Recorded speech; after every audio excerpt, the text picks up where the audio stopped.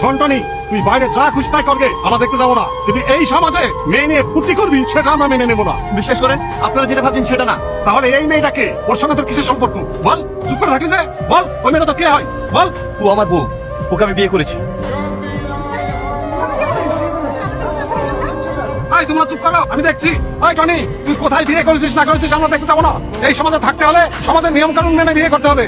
ঠিক আছে, আমি আপনাদের কথা বলেন, কালকে ওকে বিয়ে করবো। ঠিক আছে, কালকে দেখা যাবে তুই ওকে বিয়ে করছিস কিনা। তোমরা এখন সব বাড়ি চলো। আজ আমার জন্য আপনার মান সম্মানের অনেক ক্ষতি হয়েছে। আমি চাই না আপনার কোনো ক্ষতি হোক। আমাকে কিছু টাকা দিন না, আমি অনেক দূরে চলে যাব। কে বলেছে আমার ক্ষতি হয়েছে? তুমি আসার পর আমার জীবনে অনেক পরিবর্তন এসেছে। তাই আমি চাই তুমি সারা জীবন এইভাবে আমার সঙ্গে থাকো। আমি তোমাকে কালকে বিয়ে করতে চাই, যদি তুমি রাজি থাকো। আরে ওয়া গুরু, পাঞ্জাবি পরে তো একদম তোমাকে হিরো লাগছে। ড্রাইভার বলে মনেই হচ্ছে না। এই সময় একবার শুধু বস। মৌলানা সাহেব, বিয়ে পড়ানোর কাজটা শুরু করুন। হ্যাঁ করছি। পণ্ডিতপুর নিবাসী মৃত জাহাঙ্গীর শেখের পুত্র টনি শেখ 10,001 টাকা দিনমহারের পরিবর্তে তোমাকে বিয়ে করতে রাজি হয়েছে। তুমি কি রাজি আছো? বলো মা কবুল। বন্ধ করো এই বিয়ে হবে না। কেন স্যার, এটা তো প্রাপ্তবয়স্ক, বিয়ে হবে না কেন? প্রাপ্তবয়স্ক সে ঠিক আছে, কিন্তু এই ছেলেটা মেয়েটাকে কিডন্যাপ করে এনে চুরি করে বিয়ে করছে। মিথ্যা কথা স্যার, ও নিজের ইচ্ছা আমার সঙ্গে এসেছে। হ্যাঁ স্যার, আমি নিজে নিজে ওর সাথে এসেছি। স্যার, ওর কথা বিশ্বাস করবেন না, মেয়েটার মাথায় সমস্যা আছে। না স্যার, আমার মধ্যে কোনো সমস্যা নেই। এই তো চাচাকে মাসে মাসে টাকা পাঠাতে হয়। দেখো মাসি, মেয়েটাকে জোর করো না, ও কিন্তু নিজের ইচ্ছা আমাদের সাথে এসেছে। এই তুই চুপ কর। কনস্টেবল, এটা দুজনকে নিয়ে চলো। স্যার, স্যার আপনার ভুল হচ্ছে। ডাক্তার বাবু, মেয়েটি কেমন আছে? দেখুন, মেয়েটা মাথায় চোট পেয়েছে, তাই সাময়িকভাবে স্মৃতিশক্তি হারিয়ে ফেলেছে। তাহলে মেয়েটার স্মৃতিশক্তি কি কখনো ফিরে আসবে না? এখন ঠিক বলা যাচ্ছে না, তবে ওর নিয়মিত চিকিৎসা করতে হবে আর ভালোভাবে যত্ন করতে হবে, তাহলে তাড়াতাড়ি সুস্থ হয়ে উঠবে। মা, তোমার নাম কি? তোমার বাড়ি কোথায়? আমি জানি না, আমার কিছু মনে পড়ছে না। থাক মা, ওকে আর জিজ্ঞেস করতে হবে, আমি চারিদিকে খোঁজ নিয়ে দেখছি। ওই দেখো তোমার আব্বা চলে এসেছে। কি ব্যাপার, আজ আসতে এত দেরি হলো কেন? আজ একটু দূরে ভাড়ায় গেছিলাম, তাই লেট হয়ে গেল। আচ্ছা ঠিক আছে, তুমি হাত মুখ ধুয়ে বসো, আমি খাবার নিয়ে আসছি। জানো বাবা, আজকে আমি মাকে লুডো খেলাতে হারিয়ে দিয়েছি। কি রে, মেয়েটার কোনো ঠিকানা পেলি?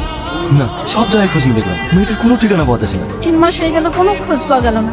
মেয়েটা যে এইভাবে আছে, পাড়ার লোকেও নানান কথা বলছে। মেয়েটাকে নিয়ে কি যে করি। কি আর করবা বলো মা, মেয়েটাকে বাড়ি থেকে তাড়িয়ে দিতে তো পারছি না। তাড়িয়ে দিবি কেন? ওই দেখ মামারা মেয়েটা, ওকে পেয়ে কত খুশি। তাই বলছিলাম তুই মেয়েটাকে বিয়ে কর।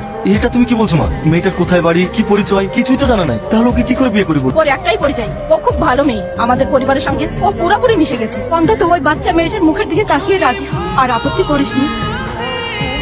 মা, মা, এই দেখো কাকে নেছি দেখো। কে? টনি, অনেকদিন পর আমাদের বাড়িতে আসলে। ভালো আছো বাবা? না মা, ও ভালো নেই। তোমাকে বলেছিলাম না, টনি একটা মেয়ের কারণে এত পরিবর্তন হয়েছে, এত ভালো হয়ে গেছে, সে মেয়েটাকে পাওয়া যাচ্ছে না। পাওয়া যাচ্ছে না মানে? মেয়েটা কোথায় গিয়েছে? জানি কালো জানলে তো হয়েই যায়। মেয়েটার শোকে শোকে তোমার মুখটা একবারে শুকিয়ে গেছে।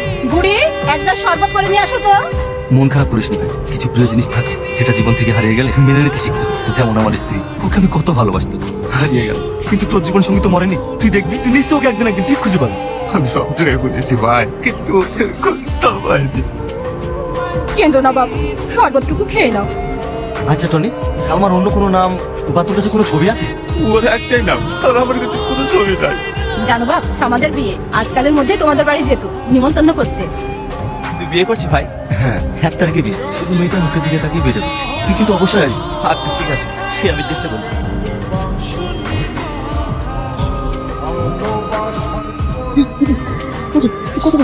কি হয়েছে তোমার? কে আপনি? আমার টনি কোথায়? আমি টনির কাছে যাবো। আমার টনি কোথায়? আমাকে টনির কাছে নিয়ে চলো। আমার টনি, আমি আমার টনির কাছে। নাম সালমা? হ্যাঁ, টনি তো আজকে আমার বিয়েতে আসার কথা ছিল। ও এসেছিল সামনে ভাই, গুরু এসেছিল। জানো সালমা, জেল থেকে বেরোনোর পর গুরু তোমাকে পাগলের মতো খুঁজেছে। আর আজ সেই ছেলেটা যখন তার ভালোবাসার মানুষকে অন্য কারণ হয়ে যেতে দেখে, ওটা ও কিভাবে মেনে নিতে পারে বলো? জাসদ ভাই, গুরুরা সত্যিই পাগল। নিজের কষ্টের কথা কাউকে শেয়ার করতে চায় না, শুধুমাত্র তোমার মেয়ের মুখের দিকে তাকিয়ে হাজারো কষ্ট বুকে চেপে এখান থেকে কিভাবে চলে গেল। ঠিক ভাই, টনি এসেছিল। আমি টনির কাছে যাবো। ঠিক আছে, এসো। ওকে ছেড়ে দাও, তুমি যাও। Tony, Tony.